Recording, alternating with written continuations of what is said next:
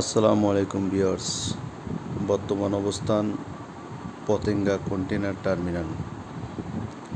এই টার্মিনালটি চট্টগ্রাম বন্দর তার নিজস্ব অর্থায়নে নির্মাণ করেছিল। বর্তমানে এই টার্মিনালটি চট্টগ্রাম বন্দর সৌদি মালিকানাধীন কোম্পানি RSGT, যেটা রেড সি গেটওয়ে, এই কোম্পানিটাকে 20 বছরের জন্য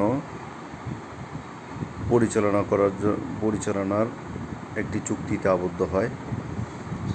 এই RSGT বর্তমানে এই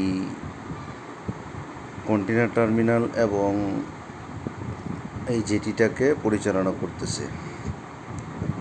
এইটি প্রথম বাংলাদেশের জমিদারি প্রথার একটি কন্টেনার টার্মিনাল, যেখানে বাংলাদেশ থাকবে মালিক আর RSGT হচ্ছে এটার পরিচালনার দায়িত্বে। এটার থেকে একটা নির্দিষ্ট অংশের লভ্যাংশ বাংলাদেশ সরকারকে তারা পেমেন্ট করে এই 20 বছরের জন্য এই জেটিটাকে পরিচালনা করবে।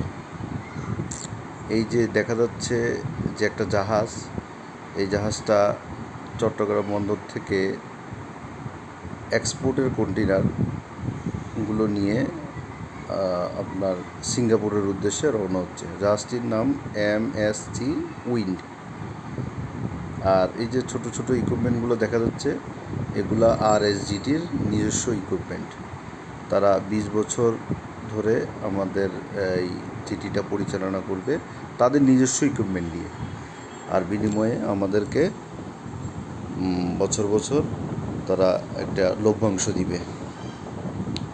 জেটিটা আপনার সেনাবাহিনীর তত্ত্বাবধানে নির্মিত হয়েছিল।